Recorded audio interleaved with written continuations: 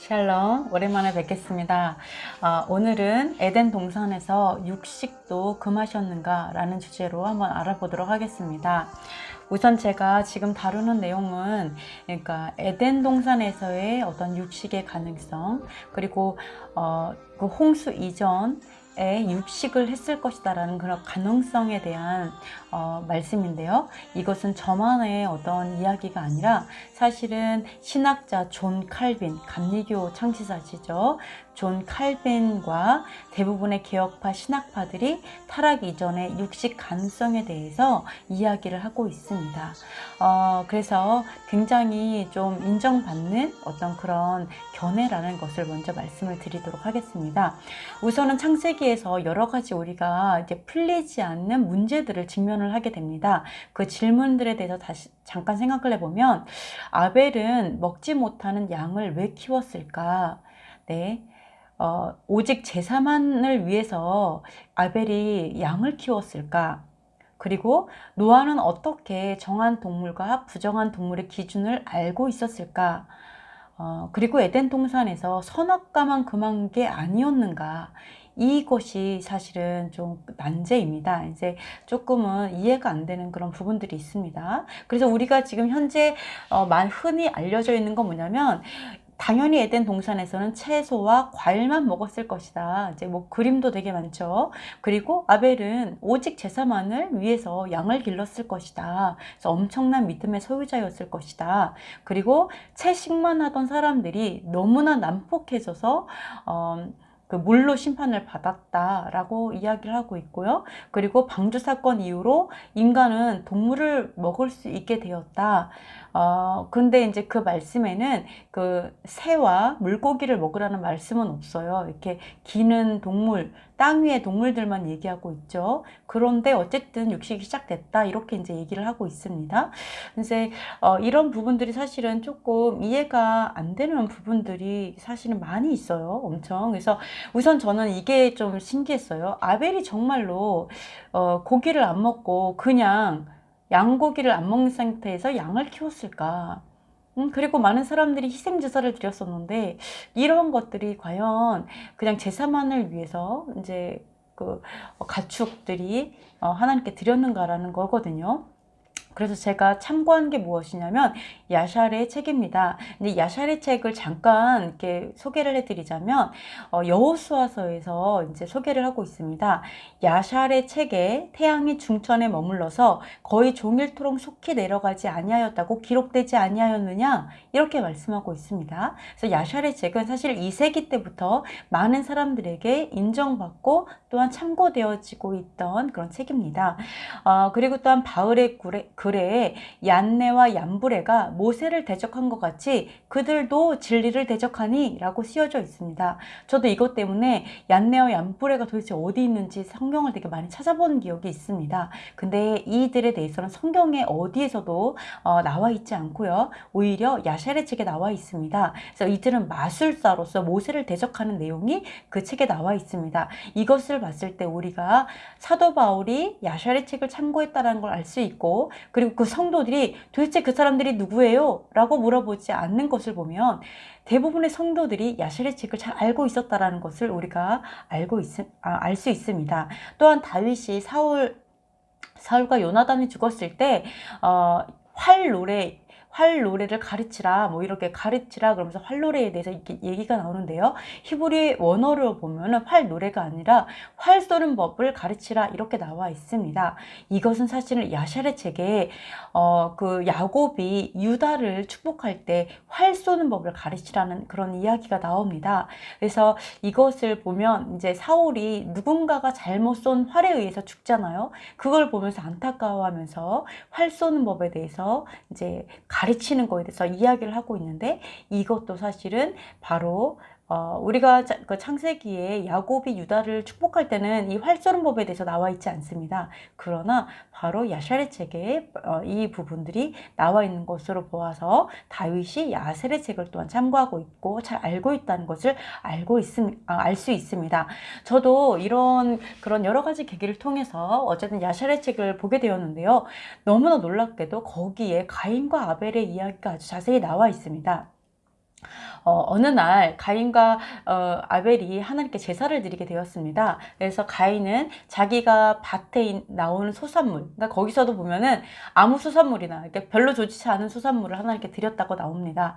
그리고 아벨은 아주 통통한 아주 첫 번째 어린 양, 자기가 치고 있는 양 중에 첫째 새끼 중에서도 아주 토실토실한 것을 하나님께 드렸다, 이렇게 나옵니다. 그래서 잘 알고 있듯이 하나님께서 아벨과 아벨의 제사는 기쁘게 받으셨습니다. 그러나 가인은 하나님께서 관심을 두지 않으셨고 받지 않으셨습니다. 그것으로 인해서 가인은 시기하게 되고 시기로 인해서 아벨을 죽일 기회를 찾았다라고 책에 나옵니다. 그래서 죽일 기회를 찾고 있었는데 어느 날 들에 그들이 함께 있었습니다. 그래서 들에서 그 가인이 밭을 갈고 있었고요. 그리고 또 하나 좀 신기한 게 뭐냐면, 아니 가인이 도망갔을 때 사람들이 있었고 뭐 이런 얘기가 나오는데요. 여기서 한 가지, 아담과 하와가 가인과 아벨만 난 것이 아니고요. 사실 딸들은 이제 성경에 많이 적혀 있지 않습니다. 다 아들들을 기준으로 적어놨기 때문에 저도 가인과 아벨만 낳지 않고 분명히 딸들이 있었을 것이다 라고 짐작하고 있었는데, 역시나 야샬의 책에 가인과 아벨과 세 딸을 낳았다라고 쓰여 있습니다. 그래서 엄청 많이 낳겠죠, 물론. 그래서 네, 그 이후로도 많이 났는데 어쨌든 잠깐 말씀을 드렸고요. 그래서 가인이 땅을 갈고 있었는데 아벨이 양을 치다가 그 양들이 가인의 들에 가서 가인의 들에 풀을 뜯었습니다. 가인이 이제 되게 열받고 짜증이 나서 왜 네 양들을 여기서 풀을 뜯게 아니냐 내 땅이다. 내가 근데 땅을 갈고 있는데, 그래서 막 화를 냅니다. 그래서 아벨이 뭐라고 이제 항변을 하냐면 이렇게 항변합니다. 형이 나의 양떼에 고기를 먹고 그 양털로 옷을 입지 않습니까? 그러니 이제는 형이 양털을 벗고 그리고 형이 먹은 고기를 변상하십시오. 그렇게 한다면 내가 이 땅에서 떠나겠습니다. 이렇게 항변을 합니다. 그래서 둘이 옥신각신 싸우다가 이제 가인이 아벨을 죽이게 됩니다. 그래서 여기서 이게 볼 수 있는 것은 바로 가인과 아벨이 그러니까 아벨이 가축을 키웠고 그들이 고기를 먹었다. 양의 고기, 그 가축의 고기를 먹었다라는 것을 우리가 분명하게 볼 수가 있습니다. 그렇다면 우리가 유추할 수 있는 게 뭐냐면, 에덴 동산에서 여호와 하나님께서 뭐라고 말씀하셨냐면 채소를 너희의 먹을 거리로 주겠다라는 말씀이 바로 육식을 금한 것이 아닌 것을 알 수 있습니다. 왜냐하면 육식을 만약에 금한 의미였다면 아벨을 하나님께서 의롭다 하지 못하셨을 것이고, 그리고 아벨의 그 희생 제사를 기쁘게 받지 못하셨을 것입니다. 왜냐하면 불순종하는 것이죠. 근데 하나님께서는 아벨의 제사를 기뻐하셨고 아벨을 의인이라고 또한 성경에서도 말씀하고 있습니다. 순종의 삶으로 인정을 받은 것이죠. 그렇다면 우리가 창세기에서 말한 채소를 먹거리로 주겠다라는 내용이 채소만 먹어라 라는 내용이 아니었다라는 것을 우리가 알 수가 있습니다. 그렇게 생각해야 된다라는 것이죠. 그리고 우리가 먼저 또한 알아야 될 것은 하나님께서 에덴 동산을 다시 회복하시기 원하시고 이제 그렇죠. 근데 이 에덴 동산이 우리가 참 오해하는 게 뭐냐면, 에덴 동산을 영원한 하늘나라, 그러니까 천국 이렇게 생각을 하는 경우가 되게 많습니다. 그러나 에덴 동산은 천국은 아닙니다. 왜냐하면 천국에 뱀이 있을 수가 없죠. 천국에 악한 것이 있을 수가 없습니다. 그런데 에덴 동산에는 분명히 뱀이 있었고 선악과가 있었습니다. 즉 타락의 가능성이 있었습니다. 하늘나라는 그렇지 않죠. 천국은 타락의 가능성이 없죠. 그죠? 선악과가 있지 않습니다. 생명나무가 있지. 그래서 우리가 에덴 동산은 하나님의 나라, 영원한 하나님의 나라가 아니다. 오히려 타락의 가능성이 있는 충분히 불완전한 세상이다. 완전한 것 같지만 불완전한 세상이었다라고 우리가 꼭 알아야 될 것입니다. 그래서 우리가 에덴 동산을 오히려 천년왕국, 우리가 천년왕국도 물론 제한된 시간이 있어요. 천년이란 제한된 시간이 있고, 그리고 무적갱에 갇혀있던 그런 어둠이 풀려나는 그런 때가 있기 때문에 불완전합니다. 또한 죽음도 있죠. 물론 거기는. 그리고 그렇기 때문에 불완전한 세상, 천년왕국이라고 앞으로 회복할 천년왕국, 그것이 에덴 동산이다, 그 표상이다라고 이해하는 것이 좀 더 우리가 이해하는 데 도움이 될 거라고 생각을 합니다. 그러면 우리가 다시 한번 에덴을 좀 생각을 해보겠습니다. 왜냐하면 우리가 하나님이 생각하신 그것이 과연 육식을 금한 것이 아니다라고 생각한다면 다시 한번 에덴에 대해서 한번 생각을 해보겠습니다. 에덴에서 아담이 그 동물의 이름을 다 지어줍니다. 근데 그때 하와가 있지 않을 때조차도 이미 하나님께서는 가축도 주셨습니다. 그래서 보시면 가축과 동물들과 새들과 그 모든 것들의 그 동물들에게 그 아담이 이름을 지어 주었다라고 이야기를 하고 있습니다. 그래서 엄청난 그 똑똑했다라는 걸 알 수 있죠. 얼마나 똑똑했으면 아마 솔로몬보다 더 똑똑했는지도 모르겠어요. 그러니까 굉장히 똑똑했기 때문에 그 동물들의 이름을 다 지어줄 수 있었고 그 동물들을 또 이름을 잊어버리지 않을 수 있었다라는 거죠. 얼마나 많습니까? 그 수많은 동물 다 줬다라는 거예요. 솔로몬도 우리가 똑똑하다라는 그 기준이 무엇이죠? 근데 그 기준은 사실은 똑똑하다라는 것은 첫 번째 솔로몬도 하나님께서 지혜를 딱 얻었을 때 하나님께서 무엇으로 확증하십니까? 바로 두 사람이 와서 이게 옳습니까? 저게 옳습니까? 이게 내 얘기예요. 아니요, 저 여자 얘기가 아닙니다. 내 얘기는 서로 자기 얘기라고 얘기하면서 옳고 그름을 판단하는 것을 통해서 그 지혜가 검증됐습니다. 그렇죠? 아담도 마찬가지라는 거죠. 아담이 너무너무 똑똑했다라는 것은 사실은 판단력이 좋다는 것이고, 판단력이 좋다는 것은 무엇이 옳고 그른지, 무엇이 참된 것이고 거짓인지를 분명하게 판단할 수 있었을 정도로 명석했다라는 것을 의미한다고 볼 수가 있습니다. 그렇죠? 그래서 우리가 이것이 옳아, 이것이 바른 것이야 라고 이야기할 수 있다는 건 무엇이냐면 무엇이 거짓된 것을 알아야 하지만 참된 것이 알 수가 있습니다. 그래서 우리가 아담이 명석하고 엄청난 뛰어나게 똑똑했다라고 한다는 것은 바로 분별력과 옳고 그름의 기준이 아주 분명하고 잘 알고 있었다는 것입니다. 그래서 저는 오히려 이 타락 이전의 에덴 동산에서의 상태는 바로 하나님의 가치관, 하나님의 관점으로 이 세상을 아담이 바라보고 있었을 그 상태가 바로 타락 이전의 아담의 상태, 엄청나게 뛰어나고 바로 창조의 그 상태를 보존한 하나님의 계시가 정말로 이렇게 열려 있는 아주 뛰어난 아담의 상태, 창조의 능력 이런 것도 완전히 열려 있는 무한한 가능성과 잠재력과 이 모든 것 다 열려 있는 상태가 바로 아담의 상태라고 저는 보고 있습니다. 그렇다면 선악과는 무엇일까요? 바로 선악과는 바로 하나님의 그 모든 그 섭리와 계시와 이 모든 것에서 불순종을 선택하는 거죠. 뭐예요? 하나님이 옳다고 했는데 아니야, 옳지 않을 수도 있어 라고 생각하는 거죠.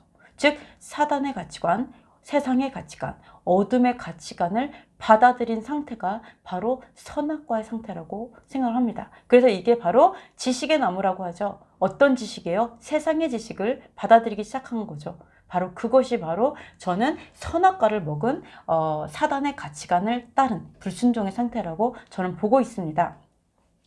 네, 그래서 우리가 이렇게 생각을 안 하셨으면 좋겠어요. 에덴에서는 선악과를 안 먹었기 때문에 판단을 못했을 것이다. 판단을 할 필요가 없었을 것이다. 선만 존재했을 것이다. 이거 논리적으로 못 수는 있죠. 선이 존재할 수 있다는 건 뭐예요? 악이 있기 때문에 선이 있는 거죠. 그죠? 그러니까 아무것도 판단하지 않고 그냥 아무것도 무엇이 옳고 그른지조차를 아예 가치의 판단을 아예 안 하는 존재? 이것은 멍청한 거죠, 사실은. 판단력이 없는 거죠. 네, 이런 상태, 완전히 멍 때리는 상태가 아담의 상태라고 생각하지 않으셨으면 좋겠습니다. 네, 저는 절대 그렇지 않다라고 생각을 해요. 그래서 그런 상태가 아니라 오히려 하나님의 무한한 잠재력과 창조성과 무한한 그 모든 것들, 계시적인 것이 다 열려있는 상태가 아담의 상태다. 예, 타락의 이전의 상태다. 이렇게 생각하시면 좋겠고요. 그러나 하나님의 그 명령을 떠나서 불순종을 선택하는 순간에 우리는 이렇게 모든 가능성이 있지만 다 닫아진 상태. 네, 계시도 끊어지고 하나님과의 친밀감도 끊어지고 창조적인 능력도 끊어진 바로 그 상태에 이런 타락되어진 상태, 이것이 바로 선악과를 먹은 상태가 되었다. 멍청해진 거죠. 더 똑똑해질 줄 알았지만 멍청해진 상태가 바로 선악과를 먹은, 사단이 미혹하고 거짓말한 이 상태라고 저는 보고 있습니다. 그렇다면 제가 이제 하나님께서 왜 가축을 주셨는가? 아니, 타락을 하기 이전인데도 하나님께서 왜 가축을 주셨는가라는 문제입니다. 만약에 채소와 이것만 먹는 가축을 주실 이유가 없었죠. 그런데 만약에 채소를 먹어라가 육식을 하지 말라는 의미가 아니었다라면 충분히 아담은 가축을 주셨고 정복하고 다스리라는 그 말씀에 따라서 가축을 그곳에서도 키웠을 수 있다라고 봅니다. 왜냐하면 만약에 채소와 이런 나무들과 채소를 경작하고 농사를 짓고 그 소산을 먹었더라면 충분히 가축도 키우고 그 가축을 먹었다라는 것이 그것 죄가 아니라는 겁니다. 그것이 전혀 이상하지 않다라는 거죠. 그래서 저는 그때도 가축을 잡고 또 도축을 해서 먹고 그 옷도 사용할 수 있었다라고 생각을 합니다. 뭐 옷을 입었는지 안 입었는지는 잘 모르겠지만 어쨌든 가축을 키웠을 것이다. 그랬기 때문에 아담과 하와가 선악과를 먹었을 때 너무나 자연스럽게 하나님께서 그 가축 중에 하나를 잡아서 그 가죽 옷을 입히시고 그 동물을 또 도축을 하셨죠. 그러니까 먹었고 그거를 통해서 에덴을 한 거죠. 먹고 에덴을 한 겁니다. 네, 그래서 하여간에 먹었는지 안 먹었는지 모르나 어쨌든 키우고 있던 가축들 중에서 잡고 그것을 입고 갔다라는 게 사실 너무나 자연스럽습니다. 그리고 또 어떤 분들은 그것을 통해서 속죄제의 의미를 가르쳐 주지 않았겠느냐 이렇게도 이야기합니다. 저도 그것에 동의를 합니다. 왜냐하면 만약에 가축을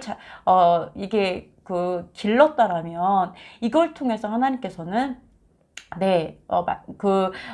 속죄제의 의미를 가르쳐 주셨을 거라고 저도 믿습니다. 왜냐하면 내가 죄를 졌고 그 죄를 통해서 정말 죄 없는 어떤 동물은 죽어야 하고 그래야만 나의 죄가 가려지는 그 옷을 입고 나갈 수 있다라는 속죄제의 의미를 분명히 가르쳐 줄 수 있었다라고 생각을 합니다. 그리고 물론 속죄제의 의미를 가르쳐 줬다면 어떤 제사의 의미죠. 즉 하나님께 예배하는 의미를 가르쳐 줬다라면 다시 친밀감을 회복할 수 있는 방법을 가르쳐 줬다라면 다른 예배의 방법도 가르쳐 주셨을 것입니다. 왜냐하면 만약에 이렇게 채소를 통해서 나무를 통해서 소산을 얻을 수 있었다라면 바로 소제, 하나님께 그런 먹는 채소 이런 것을 하나님께 드림으로 소제의 의미를 곡식을 통해서 소제의 의미를 가르쳐 주셨을 것이고요. 그리고 또 하나는 에덴에서 하나님 예배하지 않았겠습니까? 심지어 에덴인데요. 그리고 또 하나는 만약에 가축을 길렀다라면 첫 양 그러면 첫 소산에 아주 기름진 것으로 통통한 것으로 하나님께 드려지는 감사제,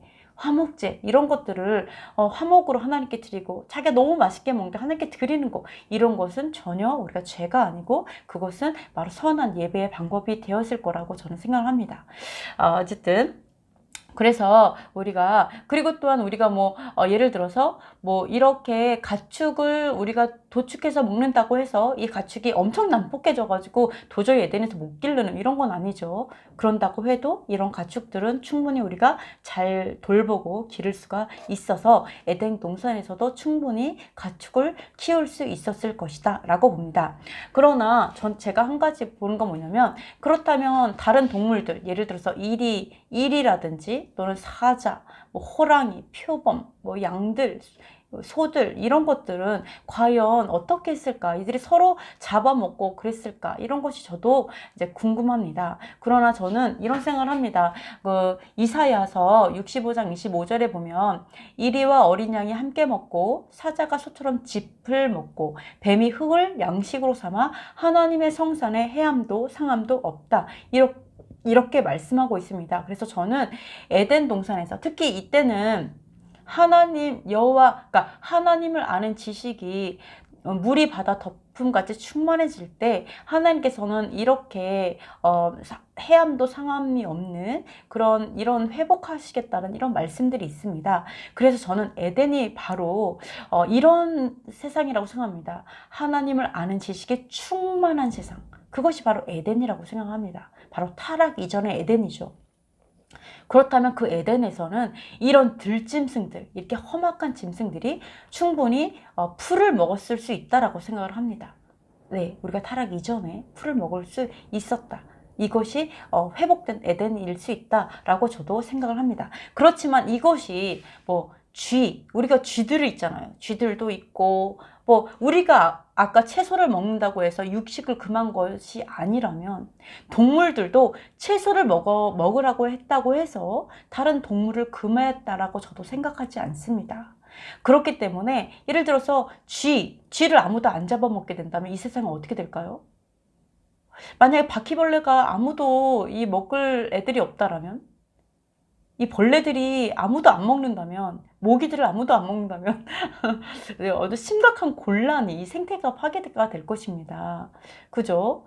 만약에 동물들의 사체 뭐 이런 것들을 아무도 안 먹어요. 채소만 먹는다면 이거는 다 썩겠죠. 난리가 나겠죠. 그죠? 그래서 저는 이렇게 쥐들을 잡아먹는 것들, 벌레를 잡아먹는 것들, 뭐 이런 것들, 이런 생태계를 위해서 이런 잡아먹는 그런 동물들이 분명히 존재했고 하나님께서 그것들을 위해서 생태계를 창조하셨다. 동물들을 창조하셨다라고 생각합니다. 그래서 창조는 언제 했죠? 바로 에덴 동산에서부터 창조하셨죠.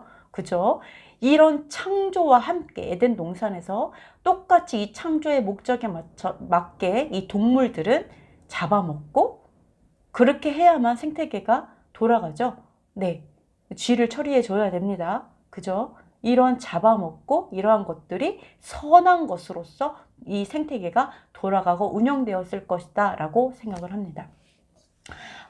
네. 그래서, 이제 요것을 우리가 좀 생각을 했으면 좋겠습니다. 그래서, 그렇고, 우리가 또 이제 이렇게 생각합니다. 노아 이전 시대는 채식이었다. 이렇게 생각을 하죠. 그죠? 근데 우리가 보는 것처럼 만약에 에덴 동산에서 채식이 아니었다면, 물론 노아 이전에도 채식이 아니라 바로 육식을 했을 거다. 가축을 통해서 우리가 먹었을 것이라 생각합니다.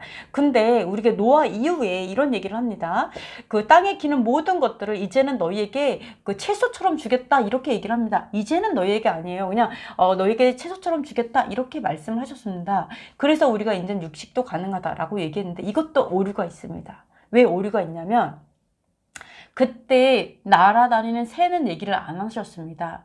그리고 물고기도 말씀을 안 하셨습니다. 그렇다면 우리가 그거를 기준으로 말을 한다라면 이 모세 이전에는 사람들이 물고기를 아무도 안 잡아먹었다라는 얘기예요.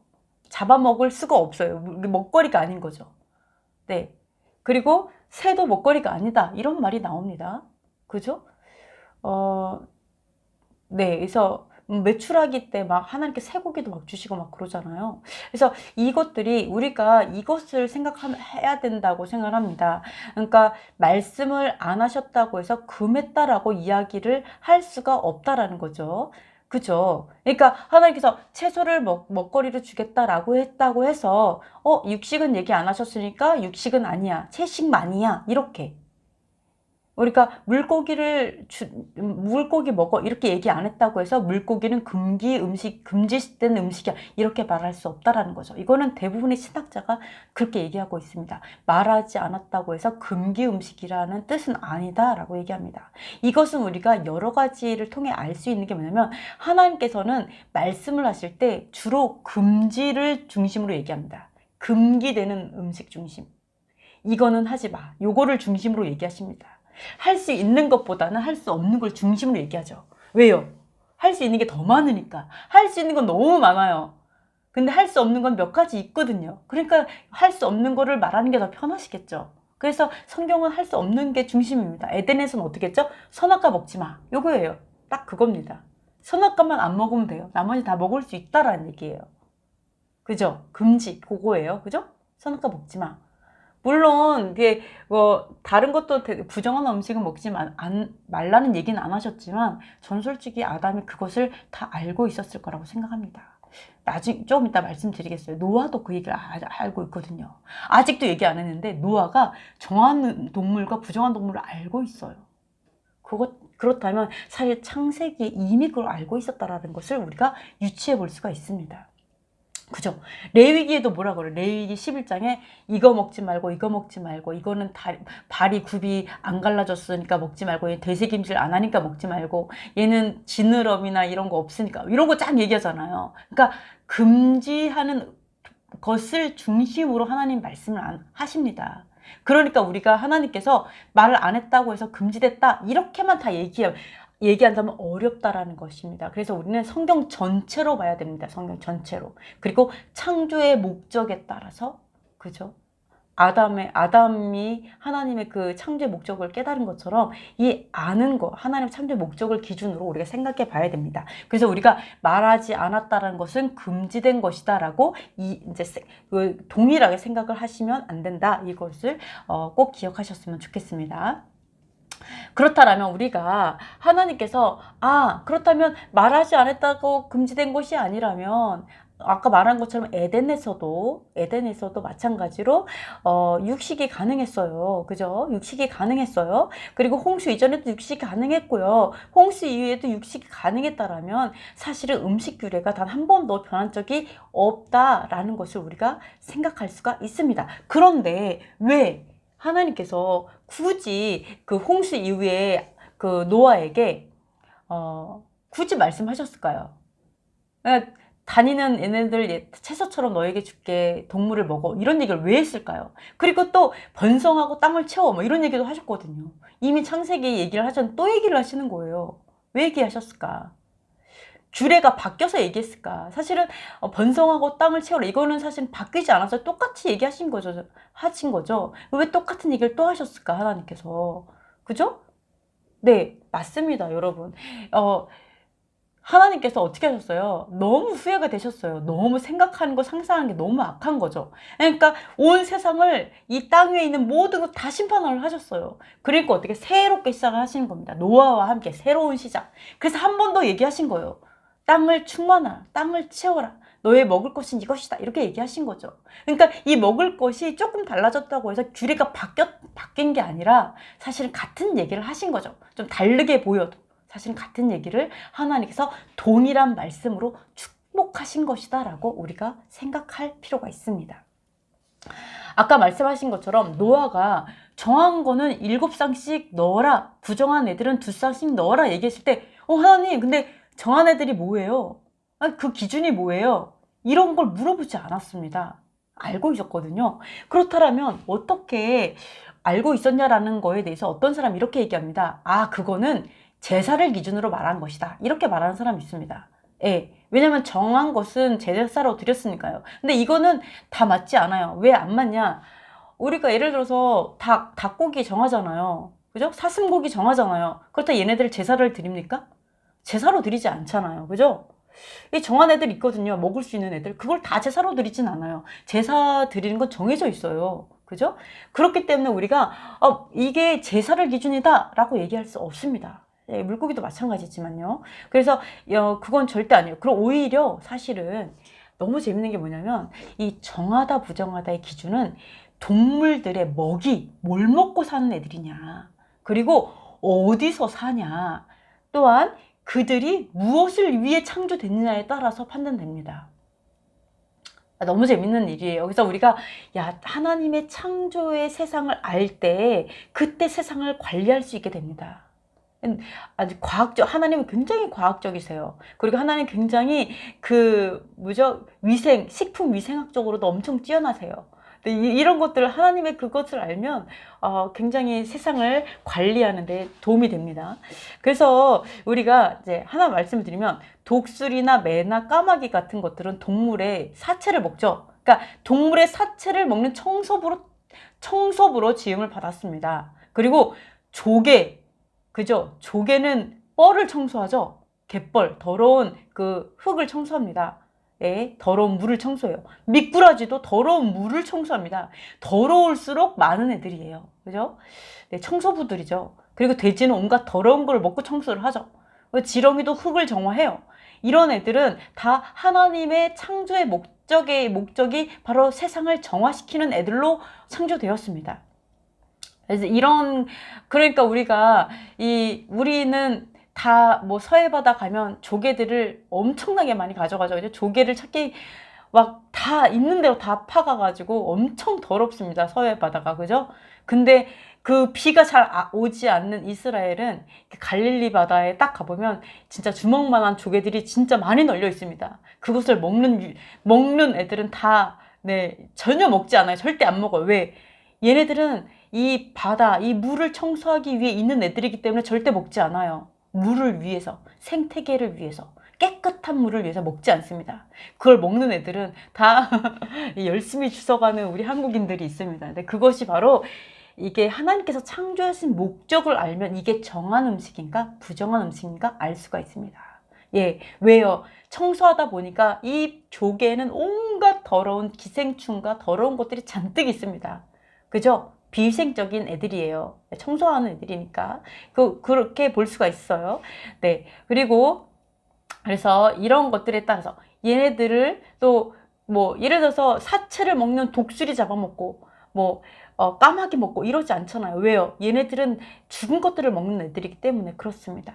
그래서 이렇게 창조의 목적이 있다라는 거죠. 그리고, 마찬가지로, 뭐 오징어도 마찬가지예요. 오징어도 죽은 거를 먹습니다. 예, 죽은 거 사체를 먹는 애들이에요. 우리나라는 오징어 너무 맛있다고 너무 좋아하시죠. 그러니까 하나님께서 맛있는 거를 못 먹게 골탕을 먹이는 분이 아니시라는 거예요. 우리를 너무 맛있어서 못 먹게 한다. 금욕을 시키기 위해서? 절대 그렇지 않습니다. 너무 정력에 좋아서 못 먹게 하고 이런 분이 아니세요. 하나님은. 그것이 아니라 바로 그들은 세상을 정화시키는, 세상에 온갖 더러운 쓰레기, 온갖 더러운 기생충들, 온갖 더러운 것들을 먹고 해결하는 애들이기 때문에 하나님께서 먹지 말라고 하시는 겁니다. 그래서 하나님께서 먹는 걸 얘기하시면서 뭐라 그래요? 내가 거룩하니 너희가 거룩할지니라, 이 말씀을 하시는 겁니다. 창조의 목적을 알으시면 하나님의 의도, 하나님의 뜻을 알 수가 있습니다. 그래서 바닷가에 지느러미나 비늘이 없는 건 먹지 말라, 이렇게 말씀하셨죠. 부정하다. 왜요? 왜냐하면 지느러미나 비늘이 없는 애들은 이 바다가 오염되었을 때 그 오염 물질들이 그대로 그들의 몸에 축적이 됩니다. 그래서 그것을 먹는 인간들은 바다에 오염된 것을 먹는 것과 똑같죠. 부정해집니다. 그러나 비늘과 또 지느러미가 있는 것들은 이런 오염물로부터 자기 몸을 보호합니다. 어느 정도 걸러내고 있어요. 그렇기 때문에 그들은 정하니까 먹으라고 얘기하시는 겁니다. 그래서 우리가 이것을 하나님의 의도를 알면 바로 하나님께서 어떻게 세상을 관리하기 원하시는지 알 수가 있습니다. 그리고 이들은 언제 창조가 됐죠? 바로 에덴 동산 이전에 창조된 애들입니다. 즉 그것은 무엇을 이야기하죠? 바로 에덴 동산부터 모두 얘네들은 그 목적으로 이미 시초부터 창조되었고 그 목적대로 살아가고 있는 애들이라는 겁니다. 네, 동식물들이라는 겁니다. 우리가 그걸 꼭 기억해야 됩니다. 어제 변하는 것이 아니죠. 그래서 우리가 이제 아까 말한 것처럼 에덴 동산에서는 여호와 하나님을 아는 지식이 가득했기 때문에 이제 이렇게 사자나 일이나 표범들이 풀을 먹었을 수도 있다라고 저도 개인적으로 생각한다고 이제 말씀을 드렸습니다. 그래서 저는 어떻게 생각을 하냐면 그렇다라면 얘네들이 언제까지 풀을 먹었을까? 에덴 동산에서만 풀을 먹었을까? 아니면 노아 홍수 이전까지 풀을 먹었을까? 이것입니다. 저는 개인적으로 에덴에서 사람들이 쫓겨났을 때 바로 이미 어떻게 됐죠? 여호와를 아는 지식에서 깨어졌습니다. 그래서 하나님과 어떤 관계가 단절되었을 때, 죄로 인해서 그 거리가 멀어졌을 때, 그래서 이 땅이 벌써 가시와 엉겅퀴를 내고 저주를 받았을 때, 에덴에서는 심지어 뱀하고도 얘기했죠. 굉장히 동식물과 가까웠을 것입니다. 네. 그래서 회복된 에덴이었는데, 그러나 에덴에서 쫓겨났을 때는 저는 동물들이 그때부터는 서로 잡아먹는 그러한 육식으로서 사자, 표범 이들도 똑같이 이 땅에서와 같이 살았을 것이라고 생각합니다. 왜요? 에덴이 아니거든요. 에덴 이후에는 그들은 에덴이 아닙니다. 이 땅입니다. 똑같은 땅이에요. 그래서 그들이 똑같이 지금처럼 육식을 했을 거라고 저는 생각합니다. 그렇다면, 똑같이 이제 서로 잡아먹었죠. 근데 그렇다면 어떻게 이 육식 동물들을 방주에 넣었을까라는 것입니다. 네, 뭐 끝까지 초식이었다라고 얘기해도 뭐 저는 상관은 없어요. 그러나 저는 육식일 수도 있다라고 생각을 합니다. 그렇다면 야샬의 책을 저도 이제 이걸 보게 되면서 이런 이야기가 나옵니다. 이제 노아가 하나님께서 이런 얘기를 합니다. 노아에게 7쌍씩 2쌍씩 이게 넣어라 라고 얘기하시면서 뭐라고 하냐면, 동물들이 만약에 너에게 왔을 때 그들이 너의 앞에서 쪼그리고 앉으면, 웅크리고 앉으면 너는 그들을 방주 안으로 들이라 라고 얘기합니다. 하지만 만약에 그들이 그냥 그대로 서 있어요. 웅크리지 않아요. 고개를 숙이지 않아요. 그러면 그들은 그냥 두라고 얘기하십니다. 밖에. 근데 진짜 실제적으로 정말 노아에게 동물들이 다가왔어요. 너무 신기했다고 이제 얘기를 합니다. 동물들이 다가왔어요. 그리고 바로 노아 앞에서 웅크리고 쪼그리고 앉습니다. 그래서 그 노아가 서 있는 동물들은 그대로 놔두고 웅크린 동물들만 다 데리고 들어갑니다. 그래서 이런 이야기를 해요. 암사자와 숫사자, 새끼들이죠. 둘이 어미사자와 같이 왔어요. 어미사자 같이 왔는데 딱 갑자기 새끼 사자들이 어미사자를 향해서 딱 돌아보더니 막 이렇게 막 대적을 하더래요. 엄마 사자를 향해서 막 이렇게 공격적으로 막 하는 거죠. 그래서 어미사자가 그 새끼 사자들을 바라보면서 그냥 뒤돌아서서 떠나고, 그리고 새끼 사자들은 딱 웅크리고 앉고. 그래서 너무 신기해하면서 노아가 그 새끼 사자들을 아들들에게 안으로 들여보내도록 시키는 바로 그 장면이 나옵니다. 그렇다면 왜 하나님께서 웅크릴 것이다 이런 얘기를 왜 할까요? 네, 그렇죠. 만약 초식이었고 이들이 전혀 뭐 문제가 없었더라면 이렇게 아담에게 마치 걱정하지 마, 그들이 너에게 복종할 거야, 그들이 너에게 위협을 가하지 않고 웅크리고 주저앉을 거야, 이런 말을 하지 않으셨을 것입니다. 충분히 위협적이었기 때문에 하나님께서 증거로 그렇게 말씀을 하셨고 그렇게 이루셨다고 생각합니다. 그래서 그렇게 들어갔어요. 그리고 또 이런 말이 나옵니다. 이제 방주의 문을 닫았어요. 그리고 나서 비가 오기 시작하는데 비가 너무 세차니까 사람들이 그 방주로 무수히 많은 사람들이 왔습니다.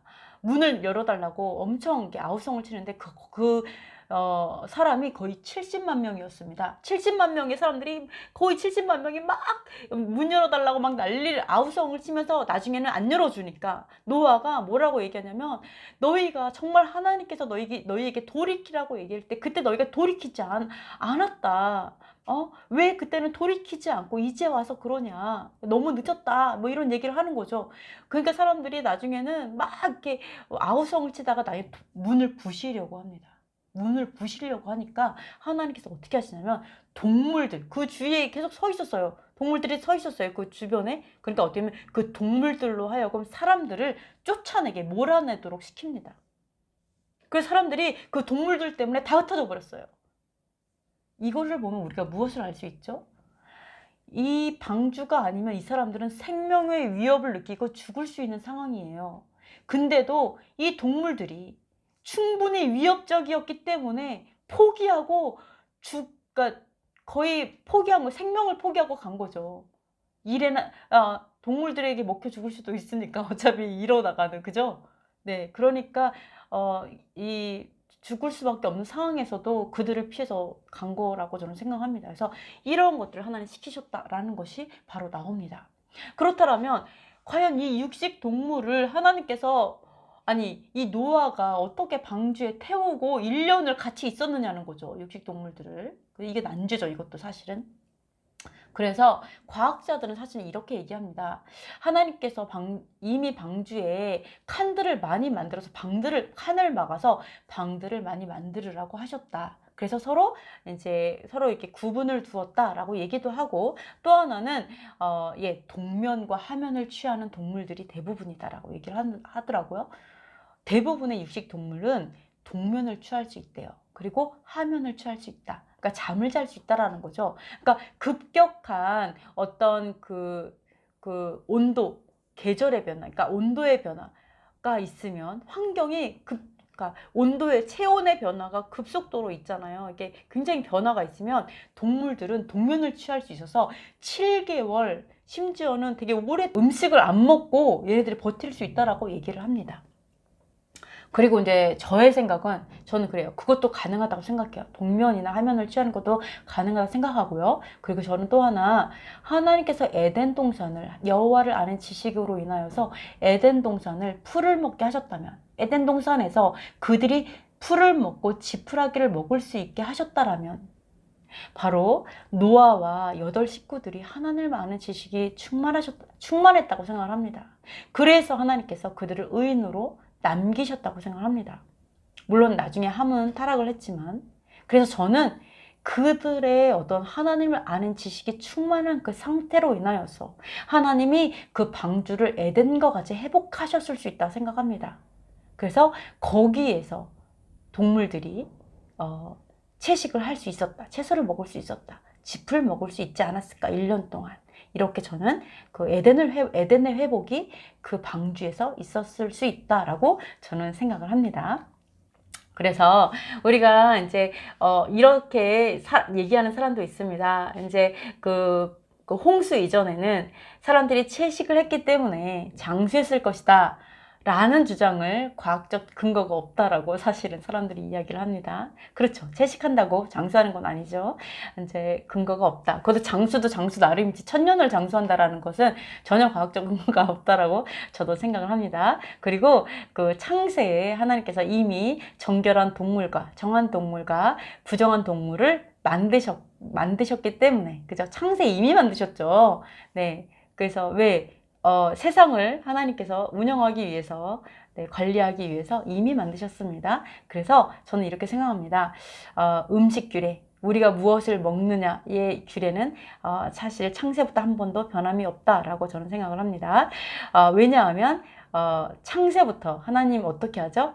샤밧, 안식일은 7일마다 변함이 없이 돌아오고, 또한 달마다 월삭이 변함없이 돌아옵니다. 또한 해마다 절기들이 변함없이 돌아오는 쉼이 없는 그런 그 세상을 보게 되면 우리가 음식 규례도 전혀 변함이 없었다라고 보고 있습니다. 성경에 이런 말씀이 있습니다. 이제 말씀을 조금 읽고 마치도록 하겠습니다.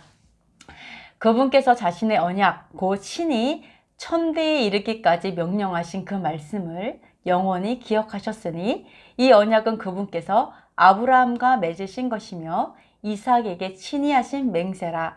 그분께서 바로 그것을 야곱에게 법으로 확정하시고 이스라엘에게 영존하는 언약으로 확정하셨나니 라고 말씀을 하셨습니다.